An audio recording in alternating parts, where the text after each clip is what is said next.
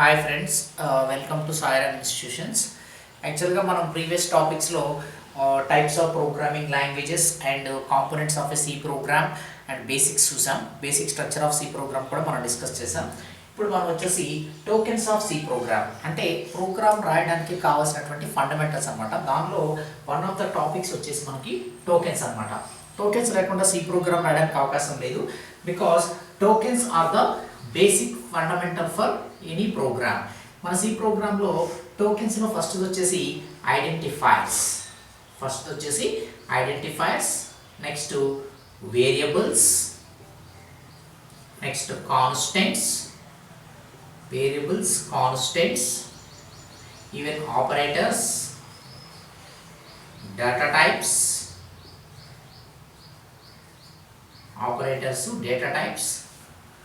these are the tokens of a C program. Even keywords also. What are the different types of keywords? Keywords అంటే ప్రోగ్రామ్లో కొన్ని purposes కోసం మనం use చేస్తాం అనమాట. ఫండమెంటల్ కీవర్డ్స్ కొన్ని ఉన్నాయి, అంటే అవి ప్రీడిఫైన్డ్ ఉన్నాయి అనమాట. మన సి లాంగ్వేజ్లో టోటల్గా 32 కీవర్డ్స్ అవైలబుల్ ఉన్నాయి అనమాట.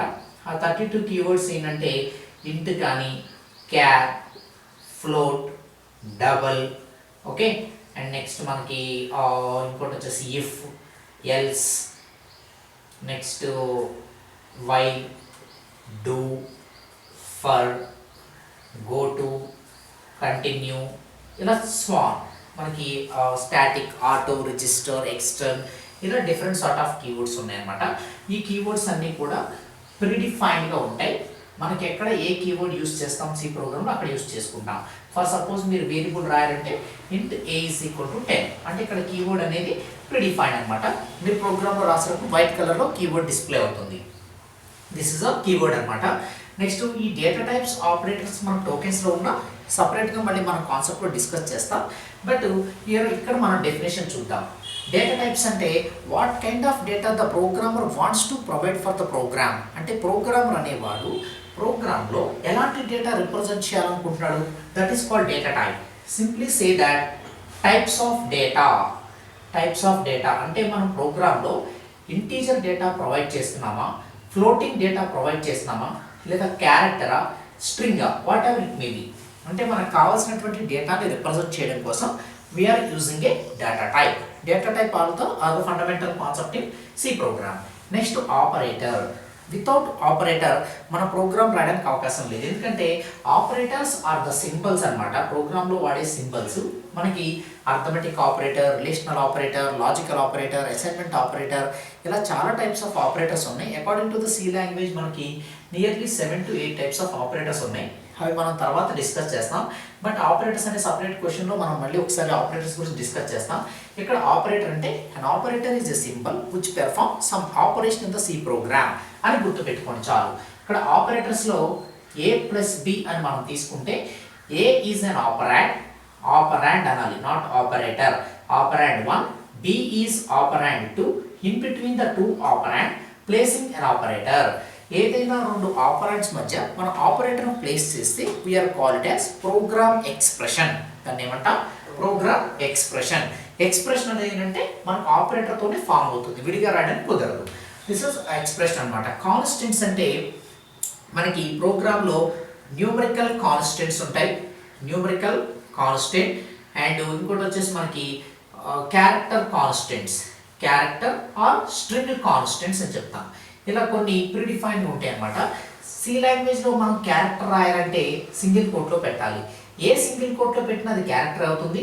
2 నంబర్ని సింగిల్ కోట్లో పెట్టినా అది క్యారెక్టర్ అవుతుంది. బికాస్ క్యారెక్టర్ అంటే మనకు కావాల్సింది సింగిల్ కోడ్. అది మీరు నంబర్ పెట్టినా ఏం పెట్టినా కంపల్సరీ బై డిఫాల్ట్గా తీసేసుకుంటుంది. మీరు స్ట్రింగ్ కాన్స్టెంట్ రాస్తున్నారు అనుకోండి, 1 2 3 ఇది స్ట్రింగ్, లేదా సాయి అని రాసాం, ఇది ఒక స్ట్రింగ్. ఏబిసి ఇది ఒక స్ట్రింగ్. అంటే మీరు డబల్ కోట్లో పెట్టిన ప్రతిదీ కూడా స్ట్రింగ్ కింద సి ప్రోగ్రామ్లో కన్సిడర్ చేస్తాం. Character constant and one more thing is a string constant. And next వచ్చేసి మనకి న్యూమరికల్లో ఇంటీజర్ కాన్స్టెంట్స్ ఉంటాయి అండ్ ఫ్లోటింగ్ కాన్స్టెంట్స్ ఉంటాయి. అట్ ద సేమ్ టైం మనకి కాంప్లెక్స్ నెంబర్స్ కూడా ఉంటాయి అన్నమాట. కాంప్లెక్స్ నెంబర్స్ తెలుసు కదా, మనకి ఎక్స్ ప్లస్ ఐ అలాంటి వాల్యూస్ ఉంటాయి కదా, అలాంటి వాటిని రిప్రజెంట్ చేయడానికి కాంప్లెక్స్ నెంబర్స్ వాడతాం. ఫ్లోటింగ్ కాన్స్టెంట్స్ అంటే 10.5 ఇలా, ఇంటీజర్ అంటే 10, 20, 30 ఇలా స్వాప్. ఇవి ఇంటీజర్ కాన్స్టెంట్స్. అంటే ప్రోగ్రామ్లో ఈ కాన్స్టెంట్స్ లేకుండా కూడా మనం ప్రోగ్రామ్ రాయలేము. కాబట్టి దీస్ ఆర్ ద మనకి కాన్స్టెంట్స్ రిలేటెడ్ థింగ్స్ అనమాట. Next what are the variable. Variable is a, మనం సింపుల్గా చెప్పాలంటే a variable is a program stored memory location for the program. ప్రోగ్రాంలో ఏదైనా ఒక లొకేషన్లో మనం వాల్యూ స్టోర్ చేయాలంటే ఖచ్చితంగా దానికి ఒక నేమ్ ఉండాలి. That name is called as variable. అంటే integer sum A is equal to 10 అని రాసామనుకోండి, 10 is value, A is variable and int is data type. This is fundamental. Okay, అంటే ఏ అనే పేరు పెట్టుకోకుండా మనం 10 అనే వాల్యూ స్టోర్ చేయగలమా? Not possible. Either C or C plus plus, Java, Python, any programming language variable is a compulsory thing అనమాట. Program రాయడంలో major role play చేస్తుంది. మన రిక్వైర్మెంట్ తగ్గట్టుగా ఎక్కడ ఏ వేరియబుల్ అవసరమో దాన్ని మనం ప్రోగ్రాంలో డిక్లేర్ చేసుకుంటాం. అవి వేరియబుల్స్. ఐడెంటిఫైర్స్ అంటే an identifier which identifies the program things అన్నమాట. ప్రోగ్రామ్ థింగ్స్ని ఐడెంటిఫై చేయడానికి వాడతాం. దానిలో మనకి వేరియబుల్స్ వస్తాయి అండ్ ఇంకా దీంట్లో మనకి మనం ప్రోగ్రాంలో వాడేటువంటి యారేస్ని కూడా మనం ఐడెంటిఫైర్స్ అనొచ్చు. డిక్లరేషన్, నెక్స్ట్ స్ట్రక్చర్ డిక్లరేషన్, తర్వాత ఫంక్షన్ డిక్లరేషన్, ఇవన్నీ కూడా ఐడెంటిఫైర్సే. అంటే ప్రోగ్రాంలో మీరు రాసేటప్పుడు వేరియబుల్ ఎలా రాశారు దాన్ని ఒక ఐడెంటిఫైర్ అని చెప్పొచ్చు. లేదా నేను యారే రాసా, ఇంటీజర్ ఏ ఆఫ్ 5, దీన్ని కూడా మనం ఏం చెప్పొచ్చు, సింపుల్గా ఐడెంటిఫైర్ అని చెప్పొచ్చు. అలా కాకుండా నేను ఇంటీజర్ స్టార్ పి రాసా, pointer is identifier. For suppose integer fun function braces open dash dash close, thus function is also be called as an identifier. అలా కూడా మనం చెప్పొచ్చు. Even structure you can take it struct EMP employee then taken, this is also be identifier. ప్రోగ్రామ్లో ఇలా మనం different వేస్లో ఐడెంటిఫైర్స్ని represent చేయొచ్చు అనమాట. Identifiers లేకుండా కూడా ప్రోగ్రామ్ రాయడానికి not possible. And tokens of C program అంటే బేసిక్గా identifiers, variables, constants, operators, data types and keywords. These are the topics related to the tokens అనమాట. బట్ మనకి ఈ ఆపరేటర్స్ అండ్ ఏదైతే డేటా టైప్స్ ఉందో ఇవి తర్వాత సెషన్స్లో మనం ఇన్డెప్త్గా మళ్ళీ కంప్లీట్గా డిస్కస్ చేస్తాం. బట్ ఇవి మాత్రం ఫండమెంటల్ టోకెన్స్ అనమాట. ఇవి లేకోకుండా సి ప్రోగ్రామ్ రాయడానికి పాసిబిలిటీ లేదు. Okay, if you want to write any C program these fundamentals are compulsory. Okay, next క్లాసెస్లో మనం ఆపరేటర్స్, డేటా టైప్స్ మళ్ళీ చూస్తాం, అక్కడ డిస్కస్ చేద్దాం. ఓకేనా, దీనికి సంబంధించినటువంటి మెటీరియల్ ఏదైనా కావాలన్నా సరే we will try to provide. Okay.